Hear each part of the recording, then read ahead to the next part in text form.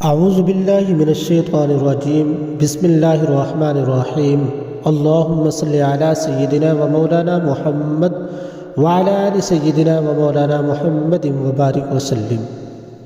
محترم خواتین و حضرات اور سماعت کرنے والے میرے بھائیوں اور بہنوں، میں آج آپ حضرات کے سامنے ایک ایسا وظیفہ عرض کرنے لگا ہوں کہ جس وظیفے کے ذریعے سے اللہ رب العزت کی ذات آپ کی سب سے بڑی پریشانی کو دور فرما دے گی۔ آج کے دور کے اندر بہت سارے میرے بھائی اور بہن اس وجہ سے پریشان ہیں کہ اللہ رب العزت کی ذات نے انہیں دنیا کی ہر نعمت عطا کی ہوتی ہے، لیکن وہ بیچارے اولاد کی نعمت سے محروم ہوتے ہیں۔ سب سے پہلے تو ہم اللہ کے حضور یہ دعا کریں کہ اللہ رب العزت کی ذات کسی بھی مسلمان بھائی اور بہن کو اولاد کی نعمت سے محروم نہ کرے۔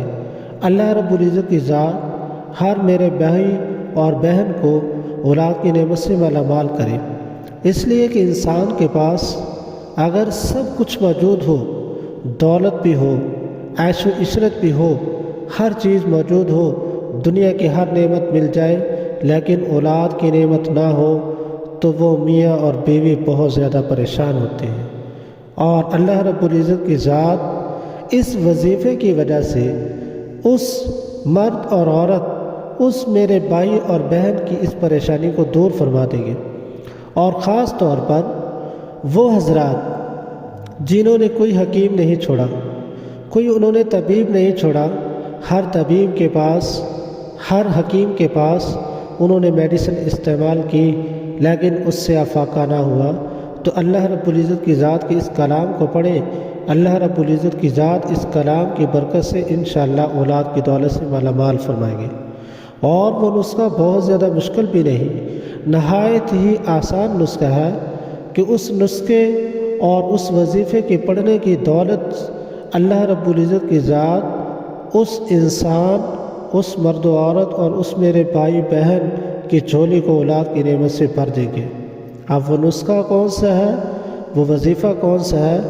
تو سورۃ الکوثر 30ویں پارے کی ایک نہایت مختصر صورت ہے۔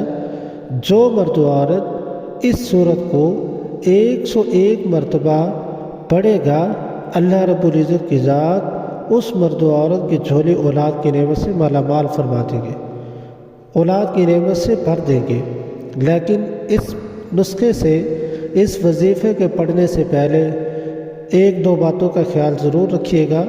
نمبر 1 کہ نہ امید نہ ہو، مایوسی نہ ہو، اس لیے کہ اللہ رب العزت کی ذات نے موت کے علاوہ ہر مسئلے کا حل اور ہر پریشانی کا حل بتایا، اور وہ میرے اور آپ کے پیغمبر حضور نبی کریم صلی اللہ علیہ وآلہ وسلم کی زبان سے۔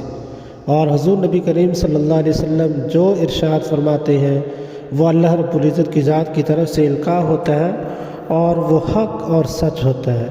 تو سب سے پہلی بات کہ وہ مرد و عورت وہ مایوس نہ ہو، نہ امید نہ ہو، اس لیے کہ اللہ رب العزت کی ذات کے رحمت کے دروازے، اللہ رب العزت کی ذات کا دروازہ ہر وقت اس انسان کے لیے کھلا ہوا ہے۔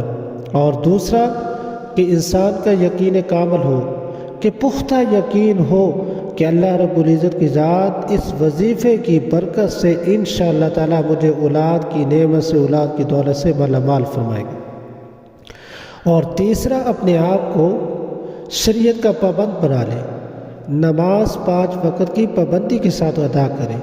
اور چوتھے نمبر پہ اللہ رب العزت کے حضور دعا بھی کرے کہ یا اللہ مجھے اولاد کی نعمت سے مالا مال فرما۔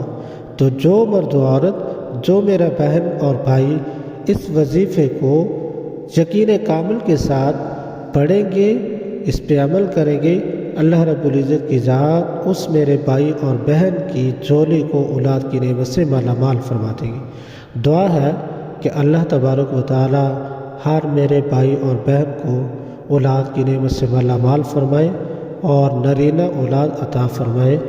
وآخر دعوانا ان الحمد للہ رب العالمین۔